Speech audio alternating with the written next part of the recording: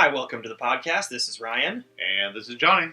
In this podcast, we dissect and analyze a movie and enjoy a free-flowing conversation as we go. Today's movie is Interview with the Vampire, The Vampire Chronicles. This is a movie about a vampire giving an interview to Christian Slater about his life as a vampire starting in the late 18th century leading up to 1994. Yeah, which is the present day of 1994. The movie stars Brad Pitt, Tom Cruise, and introducing Kristen Durst, the daughter of Fred Durst, making her debut on the big screen, which is great. It's great to see that she's kind of branching her own path from the success of her father, and also starring Antonio Banderas. And let's not forget, heartthrob of the 90s, Thandie Newton. Close. Christian Slater. Christian Slater. Christian Slater is the interviewer. He's like in the title, essentially. Yeah. He's a good guy. He's kind of a neutral guy in this movie. You meant Christian Slater. Christian Slater is he's good. Where did he go? Why isn't he in movies? Did he have a scandal or something? Where'd he go? I think he's doing voice acting now. Really? I think so. Yeah, well, at least he's working. I always liked him. I thought he was good in stuff. He was really good in Interview with the Vampire. Oh, yeah. I've seen that movie. That was a good one. Speaking of that movie, that's what we watched this week. Oh, yeah, we're talking about it right now. We are. My favorite Christian Slater movie was Hard Rain with Morgan Freeman. Why are we talking about Christian Slater? He's in Interview with the Vampire. He's great. And he's missing. He's, not in the 21st century. He should be. Yeah. Anyway, Interview with the Vampire. I feel like this was... I think it's the best vampire movie I've ever seen. I'm going to say that right off the bat. That's my overall thought of it. Not the most successful, though. No. Twilight, Breaking 4, Part 2, Dawn of the Planet of the Vampire Apes, I think, made more money. It was interesting to see Edward make a cameo in this. Was he one of the babies? No, he was a vampire. He's 100 years old, so he was around in 1994. You didn't notice him on the street? No. Yeah. Edward was clearly walking down the street. You know what? I probably didn't recognize him because normally he's all sparkly, and this movie had a very dark color palette to him, so I didn't recognize him. That's fair. Yeah. You have to have a keen eye. Yeah, Bram Stoker's Dracula was all right. That was a good movie for sure. I liked it.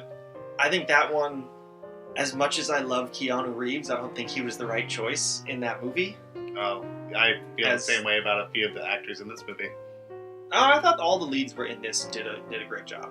We'll get to characters a little bit later. But yeah, we picked this movie because it's a pretty solid movie, and it's on Netflix, and it caught our eye when we were looking for potential movies to review, and thought it was a pretty good movie. I like the gothic movies, horror, vampire stuff. I normally don't. That's not my favorite aesthetic. But I watched this movie several times in high school. I hadn't seen it in over a decade. I always felt like it resonated with me as a good movie because of the strength of the characters. Any good story, you have to have strong characters that you can at least relate to or understand, and I thought they were extremely well drawn in this. It delves deep into the characters' motivations and feelings. It's really what the whole movie's about. There's not so much a plot in terms of a sequence of events that necessarily lead to one another in one tight cohesive story. It does have kind of an Act 1, Act 2, Act 3 structure to it still, but I like it because it's all about characters, and it's very introspective, and it had a lot of interesting things to say. Yeah, I liked it because I think vampires are cool, and it is interesting to have this immortal character that goes through the ages. It didn't really touch upon technological advancement too much. It did at the end a little bit. Yeah, it kind of jumps through the entire 20th century. By the way, we're just gonna say spoilers. Spoilers throughout. Yeah, I would say watch the movie. I think it's worth a watch. I liked it. It's absolutely worth a watch, and definitely before you listen to us, go through every event that occurs in the movie. As far as what you're saying about vampires are cool, this movie did not skimp on the vampires killing people and being bloody and violent stuff. It didn't ever feel gratuitous. It felt disgusting and awful at certain times, but it definitely felt like, oh, but that's the life of a vampire. Yeah. It wasn't ever like, oh, we're going to have this big, gory, bloody scene for the sake of having a gory, bloody scene. It was a day in the life. It was a century or two in the life. A century, a day, a century. What's the difference to a vampire? Well, that I thought was a really interesting theme of the movie is the flow of time. The flow of time, and that eternity is boring. That eternal, this eternal living ends up just being like one long, tiring day. That really depends on your perspective. Are you looking at this from the perspective of Louis, or are you looking at this from the perspective of Lestat, who is in this case the most optimistic vampire I've ever seen? He loves life. That's true. Or unlife. Everything is so amusing to him, and he is able to take enjoyment. Though, I mean, there are moments where he's feeling melancholy. He says, just kind of bored. But for the most part, he was the most engaging character. And he had the most flair. That's for sure. I was saying it from the point of view of Louis, because he's our protagonist.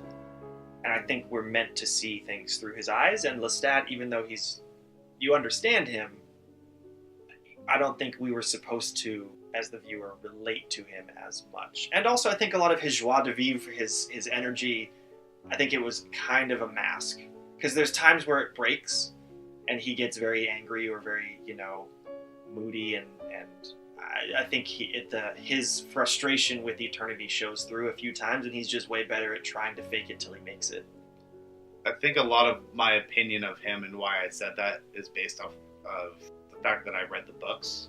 Oh, okay. So, and it gives you a little bit more. He ends up being the protagonist, I guess you could say, of all of the books written by Anne Rice, because this movie was based off of a book written by Anne Rice. And his reintroduction into society in the 21st century, and what he ends up doing is he becomes a rock star.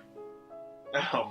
He just he emerges from his crypt after being asleep for 75 years and just immediately takes to the new environment and thinks, I'm gonna be a rock and roll star.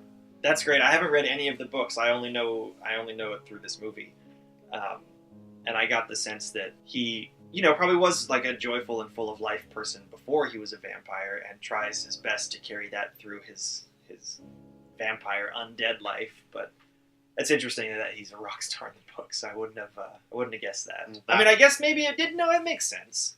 Yeah, I understand that you're supposed to identify with Louis, who over 200 years still has a hard time letting go of his humanity, or letting it die, or moving. He very much holds on to it for a majority of the movie, and I think even at the end, he's kind of accepted that he is just what he is. But he's still very much human in his own way, and that's why we look at the story from his perspective, is because we are also human. It is interesting to see what a transition would be like from human to someone who has to kill to survive and drink blood and just be this horrible creature. Brutal. Yeah. I thought that was the point of his character. Not the point, but that was kind of the central theme of Louis. Was you think of vampires as being this undead, non-human, evil. They talk a lot about evil in this movie, and he is not those things. He like biologically, physically is this vampire, this evil thing, But in his heart, he never is that, truly. He's doing it because he has to, not because it's who he is or what he feels like he really is. And what I thought was interesting was near the beginning, Lestat, Tom Cruise, when they're at the aristocrat party, he tells him, oh, read her thoughts. He's like, what do you mean? I can't do that. And he's like, oh, no, you can. He's like, no, I got nothing for you. And he's like, oh, well, the gift is different for everybody, implying that like every vampire has kind of a different sort of superpower, kind of like a Jedi. Like you each have your own little like aspect of the Force you can tap into. I felt like later in the movie when they're with Armand in Paris, and Armand is telling him, oh, you're the only vampire that is still human or whatever.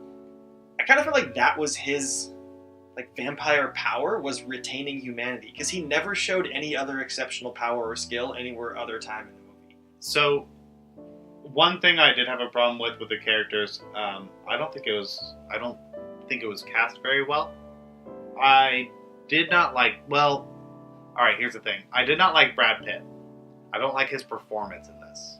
He hated making this movie. Did you know that? Well, it shows in his acting. I thought it worked because his character is supposed to be so brooding and melancholy that it kind of made sense. Something didn't align for me when I was watching.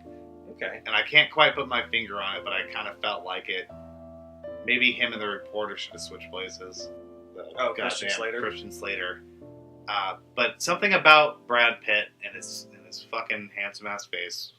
I think that's why he was cast. It was like, this was a time when he was just starting to get bigger roles. Yeah, he was just breaking out as a star. Yeah, he had just gotten his first semi-starring role in California with a K. Okay. I think a year prior, where he plays a homicidal redneck. I never saw that one. It was a really good movie. I recommend it. It's got David Duchovny in it, I think. Okay. And, it wasn't Californication? No. I'm just kidding. Not Californication. Did you see the other movie he was in not long before this one? True Romance? I never saw True Romance. True Romance is a lot of fun. It wasn't a Tarantino movie, but it was written, like you didn't direct it, but it was written by Tarantino. Is that with Woody Harrelson? No. No, what am I thinking of? I don't know. Natural Born Killers. Oh yeah, that's way different. That is way different. That's way different. No, True Romance is actually with Christian Slater. That's funny. I didn't even put that together. And Patricia Arquette. It's just like a fun crime, romance, heist, chase kind of movie.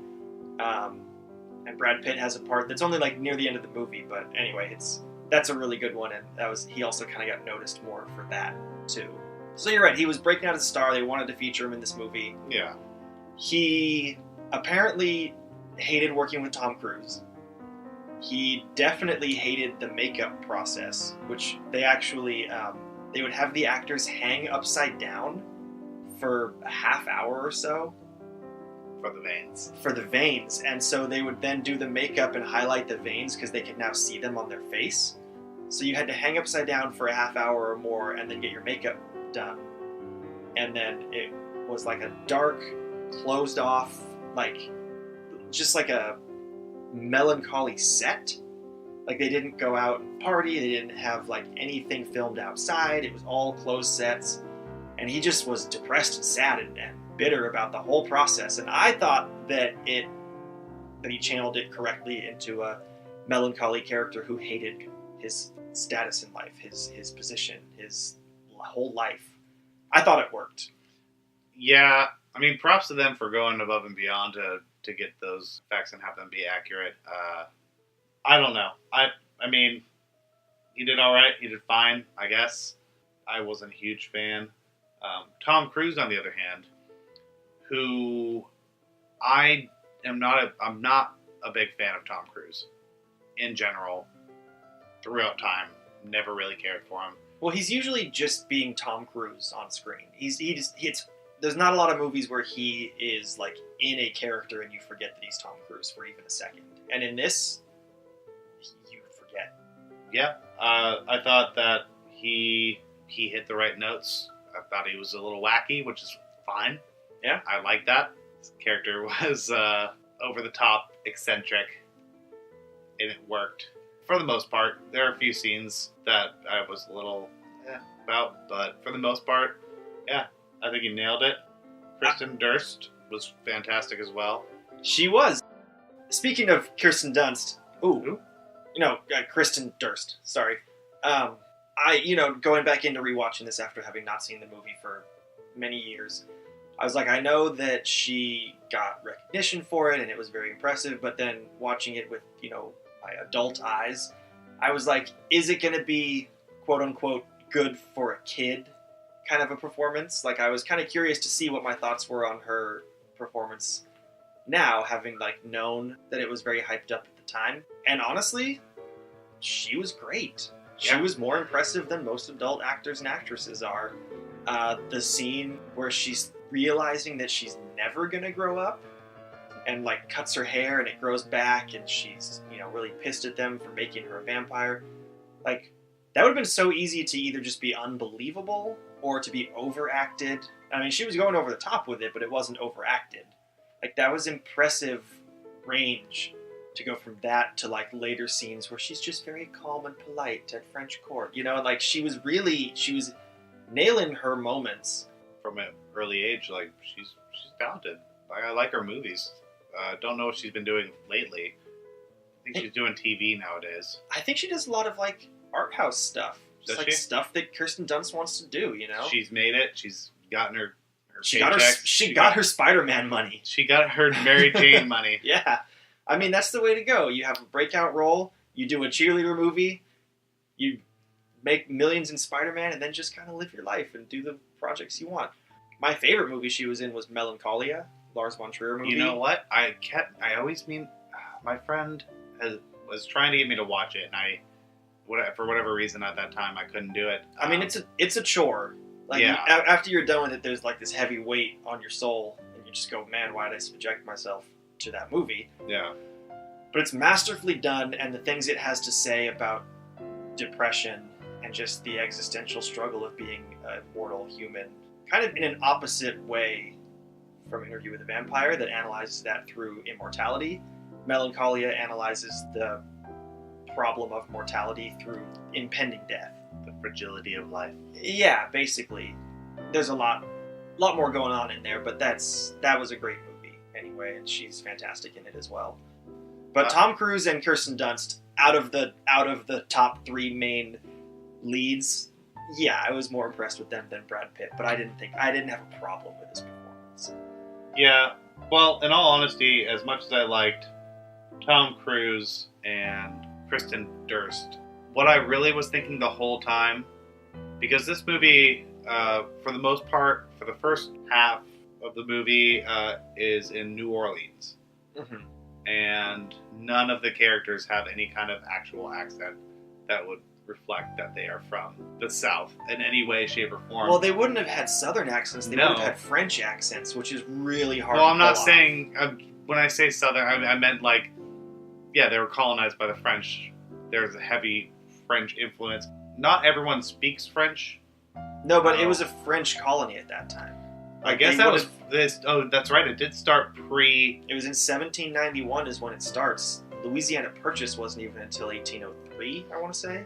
Oh, even then, where were the French accents? Some other people had them. They did a lot of oh, mon cher. Yeah, but the main characters in Lestat, who is from France, had no hint of a accent. And what I was thinking the whole time I was watching it, I was already not very impressed with Brad Pitt's performance, but what I was thinking would have made the movie very good but not marketable to U.S. audiences is if the entire movie was in French.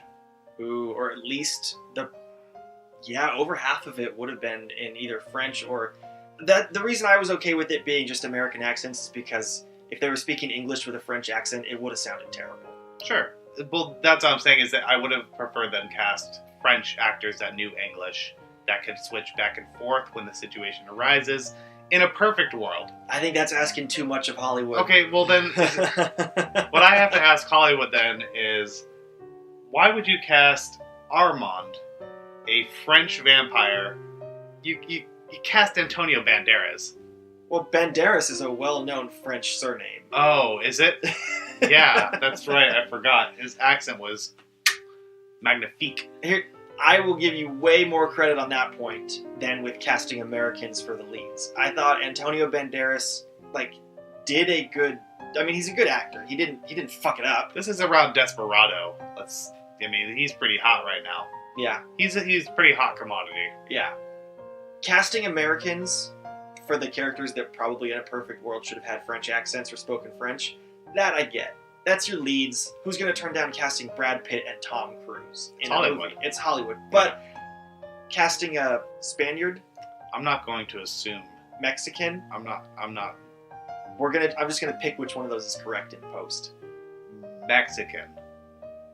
Spaniard. Mexican. Spaniard. Mexican. For a role that is like a French person living in France, like Armand, that's a French name. He would have been Armando if his character was supposed to be Spanish. That, to me, was a weird choice. Because he wasn't a big enough part of the movie to justify needing that actor to, bill. But you could put him up on the poster. They didn't, You could put his name on the poster. They didn't? They might have put his name on it. It was advertised in some way, I'm sure.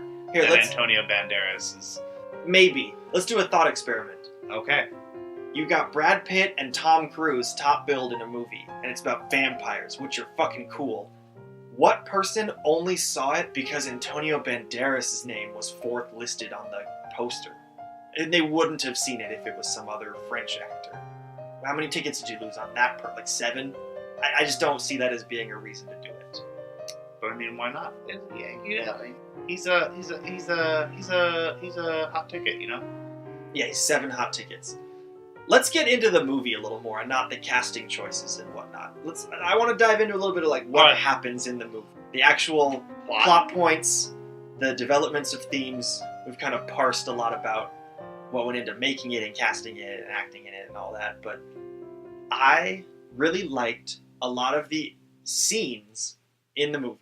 The set pieces were amazing. The set design was fantastic. The costumes. Yeah, all of that was great. The cinematography also really impressed me. Yeah. 2 scenes in particular I want to highlight with the cinematography. One is when Brad Pitt's body is dying, Louis is becoming a vampire, and Lestat is kind of watching him and laughing, and he's like, it's just your body dying, don't worry, it happens to all of us. And as Louis is thrashing on the ground and kind of writhing random directions, the camera's very low. The camera's probably only a foot or 2 off the ground, and it quickly moves with him. Almost like a war documentarian type of camera where you're following movements that you didn't really predict and you're just doing a really good job of sticking with it. It felt really intense, and it was just very well captured. The mood of your body dying as you turn into a vampire was there in the camera work.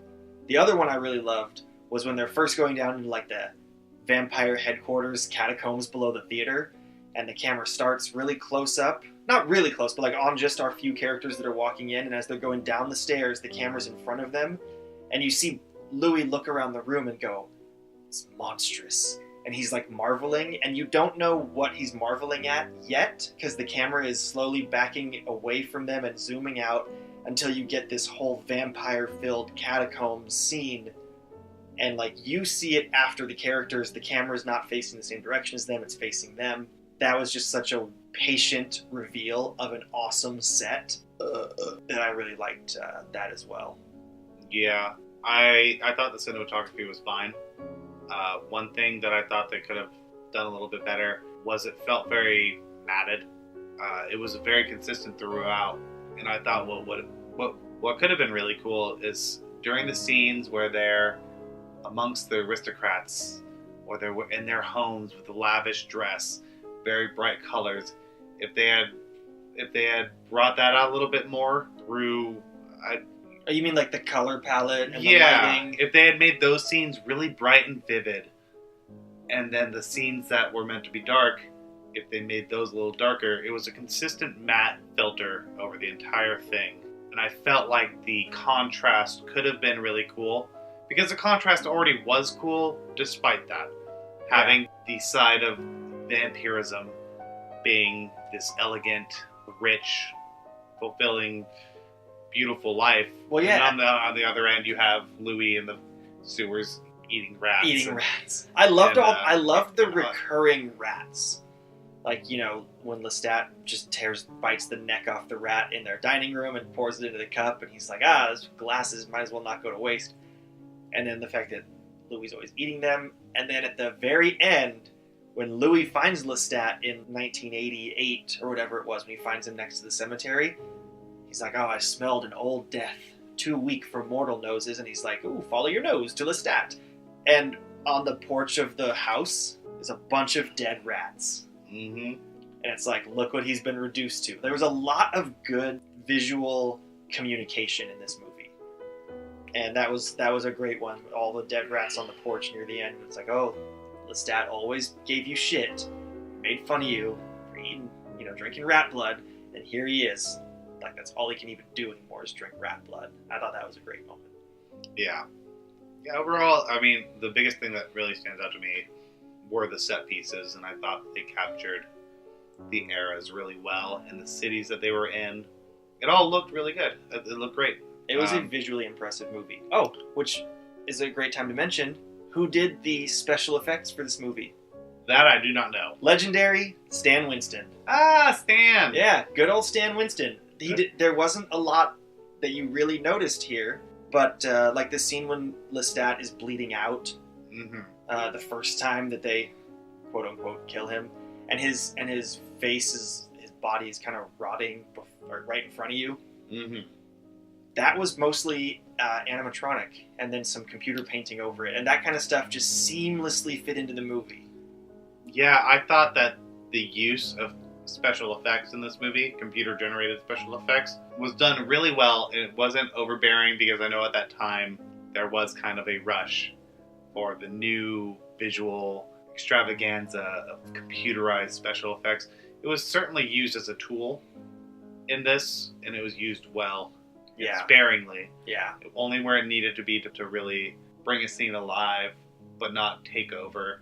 Like the scene where Claudia, played by Kristen Durst, finally...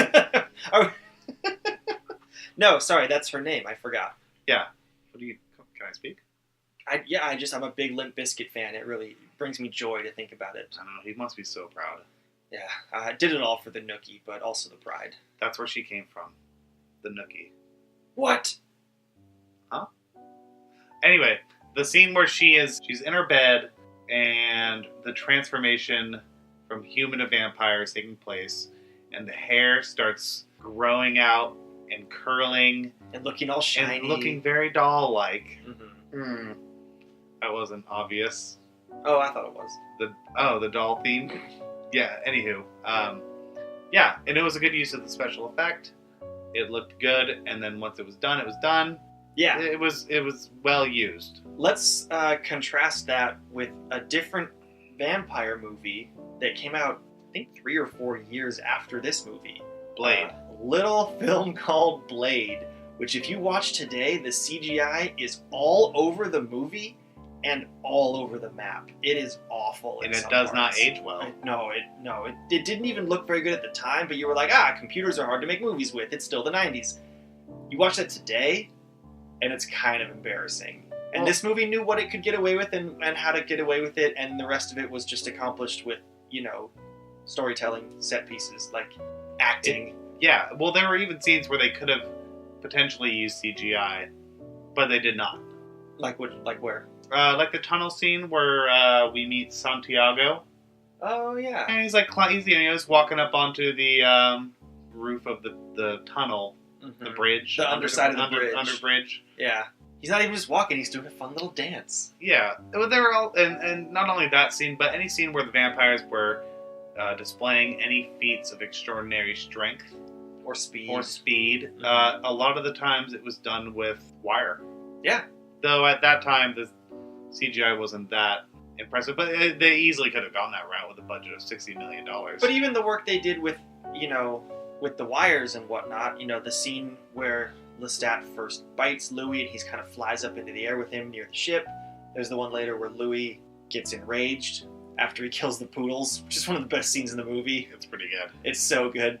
And he's like, you've condemned me to hell. And then he tries to attack him and they fight. And it's like, it's not this big over the top, like they run into the tree and the tree explodes and falls over. Like, no, they just like move fast in kind of an unrealistic way. You can tell it was done with wires, but you can tell that only because it wasn't so overblown. Yeah.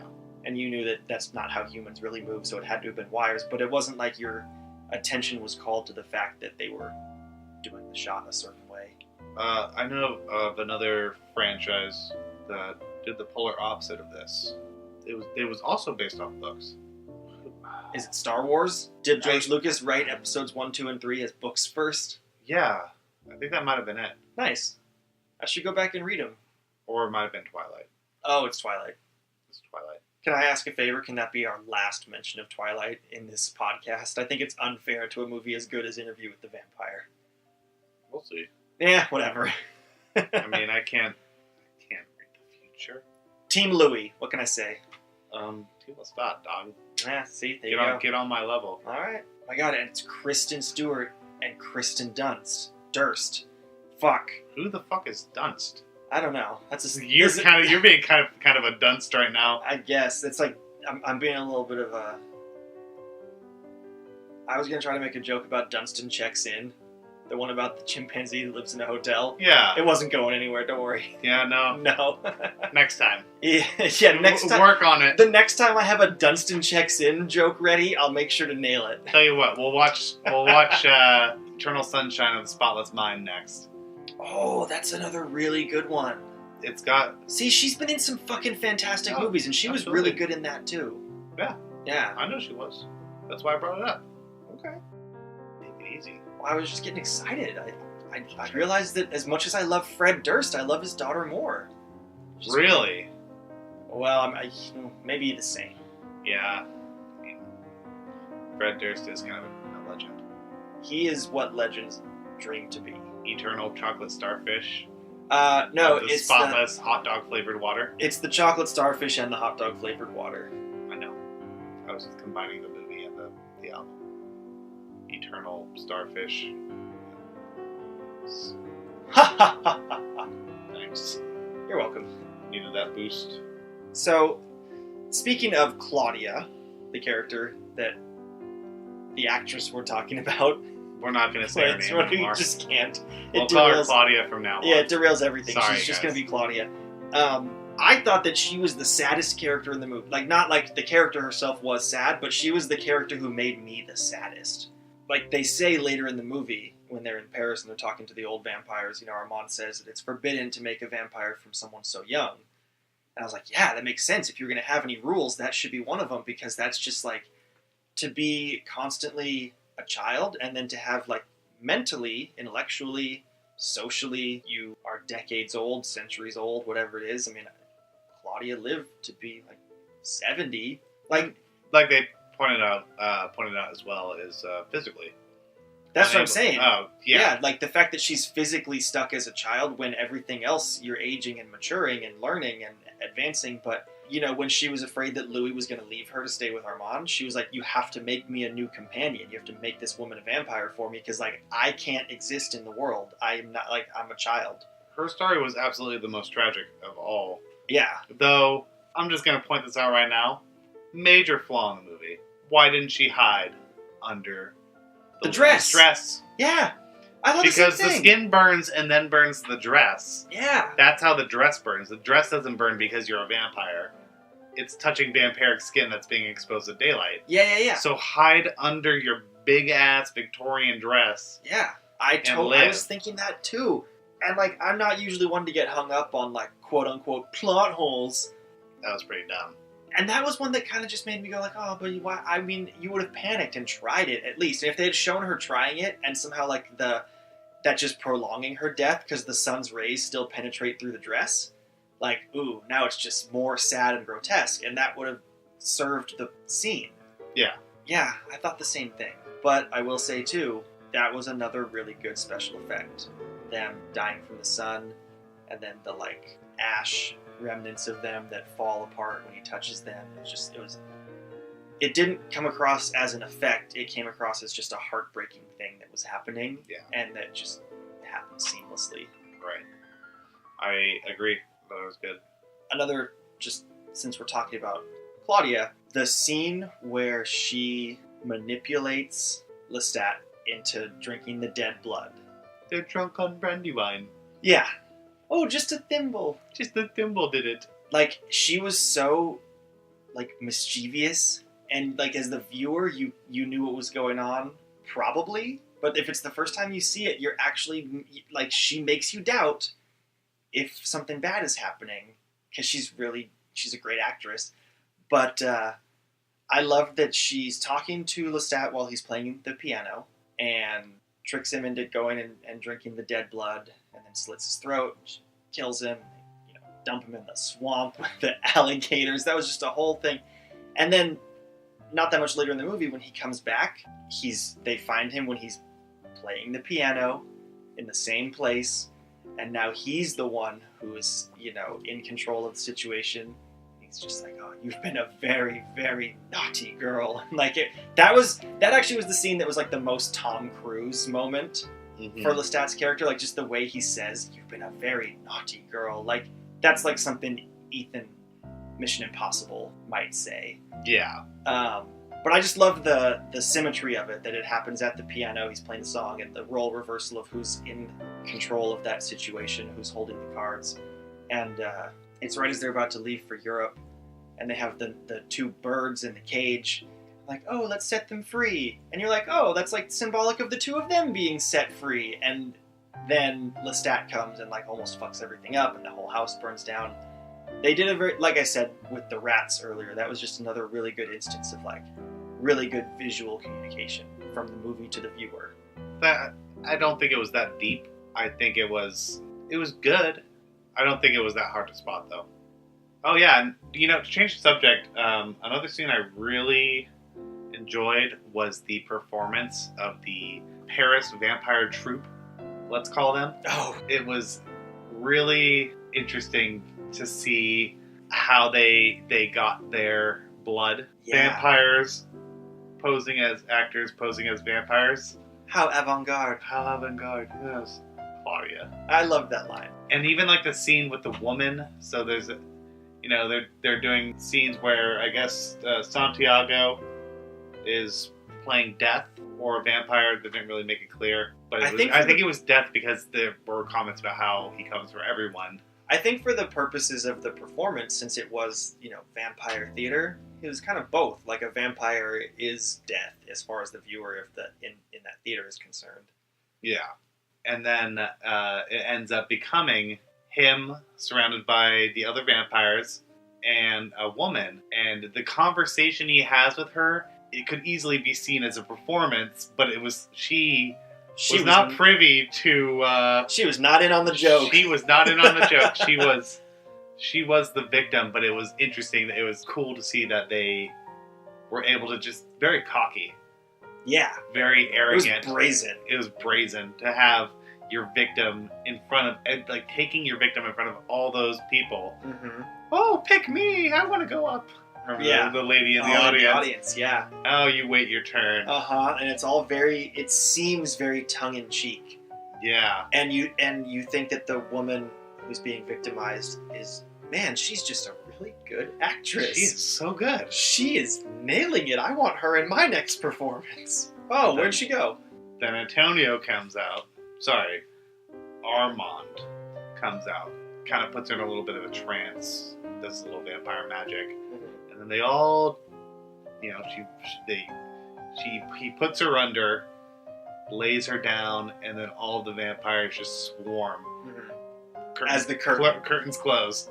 I loved also, speaking of him putting her in that little trance, kind of using his vampire magic, I liked that this movie wasn't afraid of the vampires having magical powers, but did not focus on it at all. No. It was not like, they didn't give special names to their different powers or really be like, oh, I'm going to use my hypnotism on her.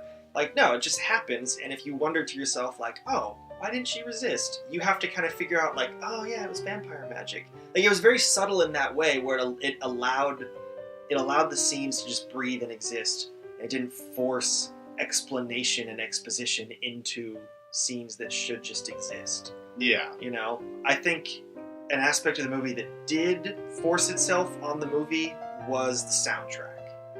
Honestly, if I had It was hit and miss. If I had a complaint about the movie, it would be the score. When it was character themes, I know that you mentioned before the podcast that you really liked Lestat's theme. Lestat's harpsichord theme was great, and the harpsichord was an instrument that was popular when Lestat was actually a human. And at that time is when the piano was just coming in and kind of taking over. Yeah, the harpsichord is featured as background music to a scene where he's sitting there playing piano. Right. Talk about transition of, Yeah. No, from the 18th century to 19th century, you know what I'm saying? And, the opening theme, which comes back at the end of the movie with the violins. There was plenty of times in the movie where the soundtrack was understated and effective, but every time there was a exciting scene or something that was action or tense or fraught with emotion, the score was just overwrought. It was overbearing. It was distracting from the scene. Well, the music is by Matthias Goll. Matthias Goll? It's Matthias. Matthias Goll. And he's known for the two movies that were successful, at least, that he did music for were Alien 3 and Batman Forever. So if that gives you an idea of his tone. So it was a lot of it was mismatched and it was overbearing and it didn't match the scene well. But those were the same scenes where I was watching the movie and I'm like, oh holy shit, that sounds like that song from Alien 3. And then it turned out that's what it ended up being. You know. It's funny, you always notice the musical cues and I don't. When in everyday life, I listen to a lot more music than you do, I think. Or do I? I've got a record player, and I've got over 600 records. I'm always playing. It's a constant in my house.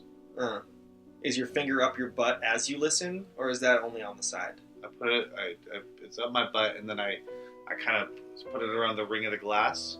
And then so you I can smell my own... You smell your own shit as you listen to your own bullshit. Yeah. Yeah, alright. Well, anyway, I think it's interesting that you always notice these musical cues between movies, and you pay a lot of attention to the soundtrack, whereas for me, I like to let it exist in the background. The music should just serve the movie, and I don't notice it that much. And to me, when I notice it as sharply as I noticed it in this movie, it's usually a bad thing. It was very try-hard in this movie. Yeah. It was you should be scared, you should be tense. It was just yelling that emotion at me. And it's man, come on, soundtrack, let me feel it on my own. It didn't serve as a tool for ambiance or tone. It stuck out like a sore thumb. Yeah. Which is probably why I recognized it as being similar to Alien 3. And then once I saw that he had also done Batman Forever, I'm like, yeah, that makes sense. Yeah. Honestly, those kind of compositions fit a lot better in a movie like Batman Forever than they do an Interview with the Vampire. The tone is a little less serious in Batman Forever than in a period piece, vampire, gothic horror tale. Yeah. And even the scene at the very beginning when they're in the room about to start the interview, and Louis proves that he's a vampire by moving really fast to turn the light on and then really fast to go to the seat. There's a shrieking soundtrack hit, and it was just we didn't need that cue. We got it. He moved really fast. It wasn't a jump scare, have these loud shrieky sounds on the soundtrack to scare you type of movie, and that was the one time that happened, and it was just really out of place. I could sum it up with 3 words. Less is more.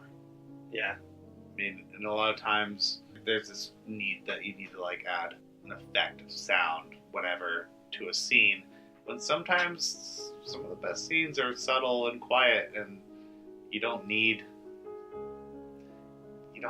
a whole lot to really get the point across. And oftentimes the scene will work better in silence than it will with stupid little effects. That I mean, there was a lot of scenes in the movie that were legitimately horrifying scenes, like the scene where after he's killed his house slave, he takes her out to the rest of his slaves, He's like, your master is the devil. This house is cursed. And he's burning the house. Like, that was like a very intense scene. The music did not fit that scene at all. The music didn't fit the scene. And then a scene where I don't think they did that with the music was when Lestat is really trying to get Louis to kill the prostitute. That was one of the better scenes. Yeah. I like that scene a lot. It was long and drawn out. He puts her in the coffin. When he flips the table over and the coffin's there and he throws her in. Yeah, like, that was a long scene that just was like, oh my god, when are they going to put her out of her misery? When is this going to end? When is this tension going to break? And it didn't for a while. And the music let that scene happen. I mean, let's not harp on the music too much. That was just a great scene. Yeah.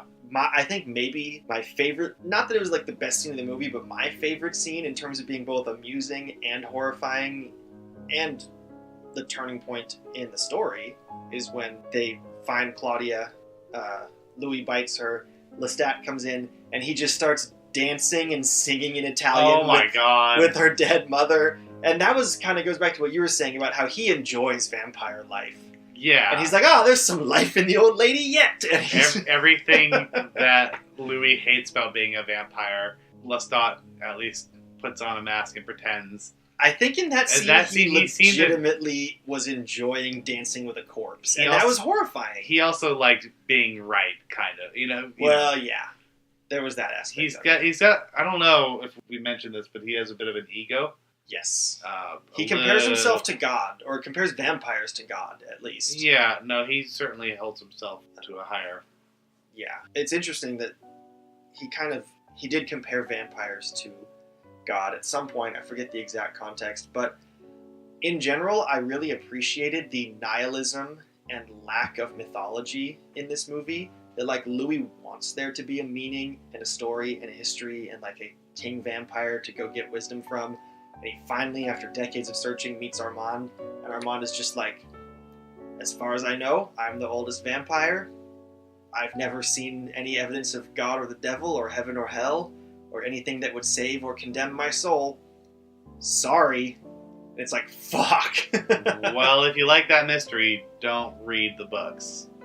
Well, as I said in the introduction to this episode, this movie was originally called Interview with a Vampire Chronicles, to suggest that there were going to be more movies, because Anne Rice wrote a whole series with these characters, and they get pretty in-depth into the origins of vampires, and they get a little crazy. That's fine for a whole book series. I mean, if they didn't get into it... liked it for the movie. Yeah. In a series with thousands and thousands of pages, you gotta give me some background detail. That makes sense. But for a 2-hour movie that's just about the hopelessness and the emptiness of life for these creatures, for them to toss you, the viewer, the bone of like, oh, well, he found satisfaction in the end. Like, nah, this wasn't the movie for that. And they really restrained themselves and they let that never happen, which I appreciated. I thought it was a nice change of pace from a normal Hollywood movie that would be like, and the quest was fulfilled and knowledge gave him some satisfaction and he died in peace or whatever. Like, they didn't do any of that bullshit. It was just...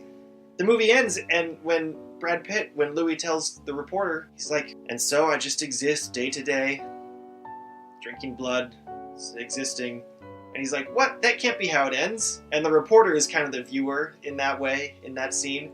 It's like, there's got to be more to it. Your life is awesome. You're an eternal vampire. What do you mean? That can't be the ending. And he's just like, well, you haven't been paying attention then. It is the end. It sucks. It's miserable. I'm dead.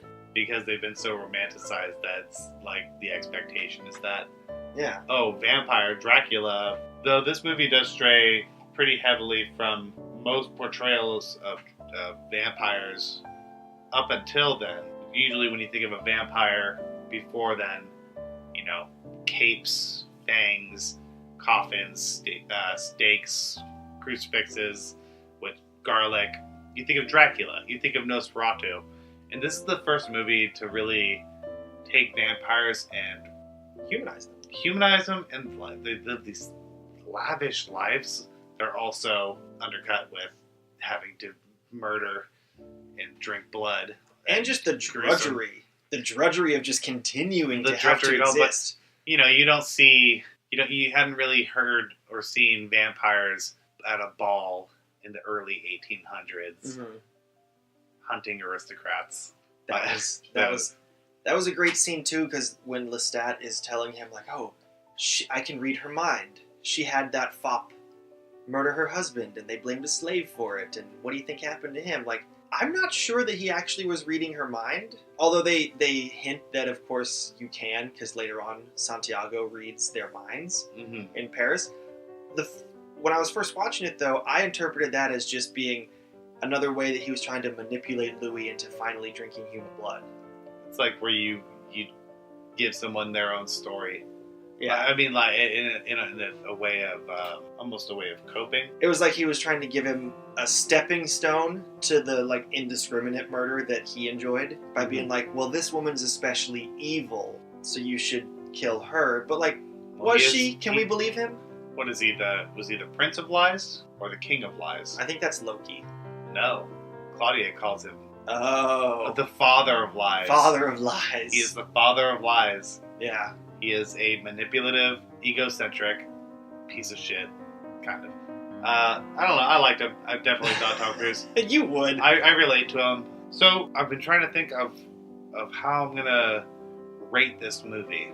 So on a scale from Dracula down to Edward, where would you rate Interview with the Vampire? I'd probably give it a. I feel like Nosferatu is kind of too high of a rating. I mean, I like this movie a lot. My problem is that I always look at a movie and rather than appreciating it for what it is, I hate it for what it isn't, which is the common nerd. I was gonna say comic is the right word there because it's what comic nerds. nerd, yeah.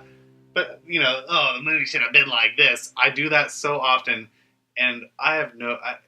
Anywho, well, what do you wish this movie was that it wasn't? I wish it was a foreign film. Oh, I see Yeah. Like it was a little bit too Hollywood, a little too slick. I think it could have been a really cool story if, because I feel like the casting was purely because they're big hits in Hollywood. They're movie stars. Yeah, all right. Big time. And I thought that it could have been better if it was a little more accurate with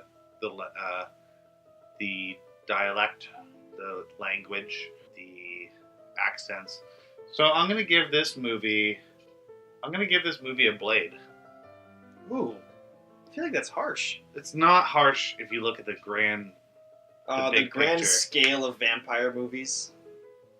In the grand scale of every vampire ever to bless the silver screen. I think this movie was very much better as a film than Blade. Well, Blade is also just a cool vampire, though. Have you read the comics? No, I haven't read the comics. I haven't read the books. I would give this movie a Lestat. That's where I would rate it on the scale of vampire movies. It was just about as good as Interview with the Vampire, which is pretty high on the scale for me. It was about as good as that one, huh? Yeah, it was right there. It's like kind of B plus A minus zone. I forgot to mention, something that I don't think you even knew about this movie. Did you know it's a prequel? I did not. Queen of the Damned. This takes place before Queen of the Damned. With Aaliyah? Is that her name? Aaliyah? Aaliyah. And unknown, hot, shirtless youth man. Well, he's not unknown anymore. He was in that hit Hollywood film, Queen of the Damned. Yeah. I saw it once, and that was either the right amount of times or one too many. I did not really enjoy Queen of the Damned. You didn't need to see it more than once.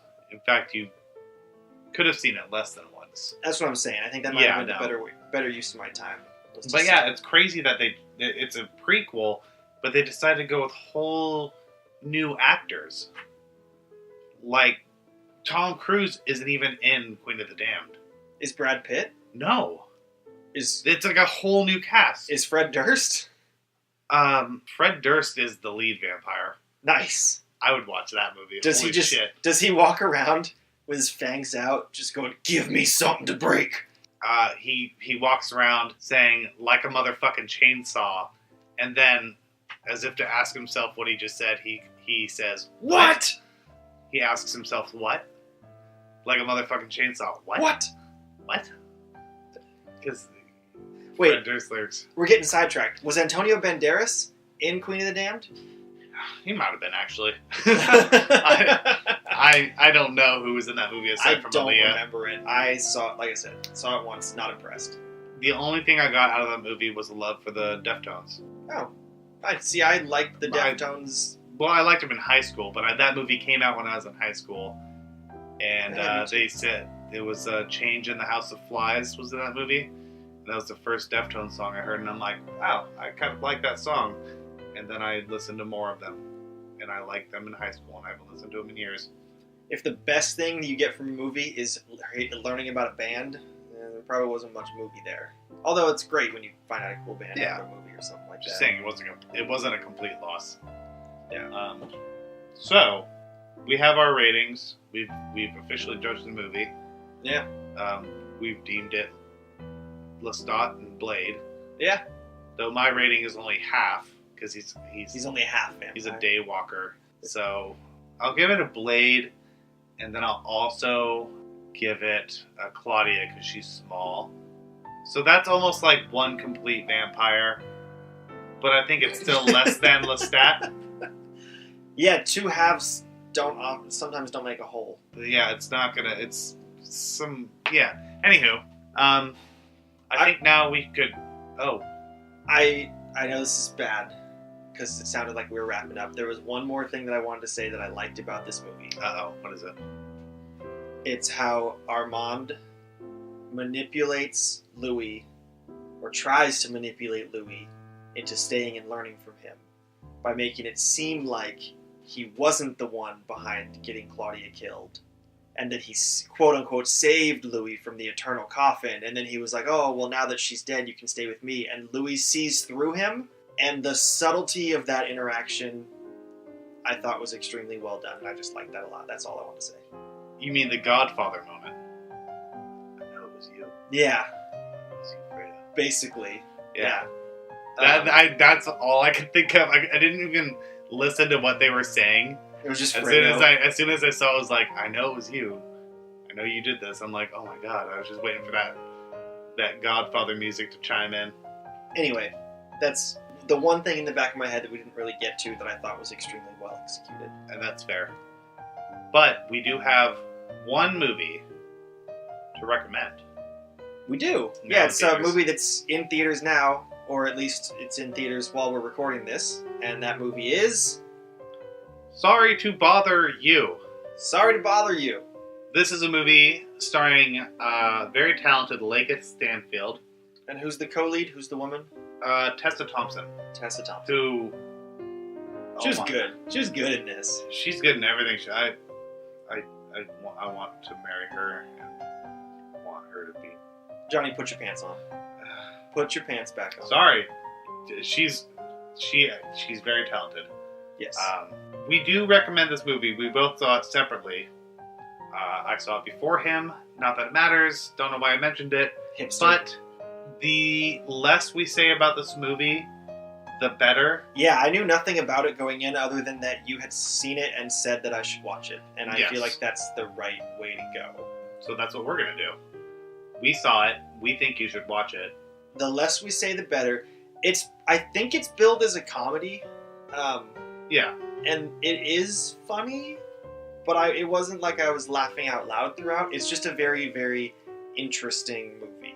It is. And I mean that in a good way. Sometimes interesting is a synonym for, well, I don't want to say it's bad, but it was weird, so I don't know. Like, no, I mean it in the best possible way. It's an interesting movie. It's also entertaining. Yes. I was entertained the whole time. I was interested. It had my attention fully, and I wasn't waiting for the movie to end. Never was I waiting for it to end. Never did I want to check the time. And the plot escalates and develops at a very, I'm big on pacing. I'm big on pacing and structure in a movie. And Sorry to Bother You had really good, constantly building on itself pacing. Yeah. I appreciated that. It was a ride. Yeah. Check it out.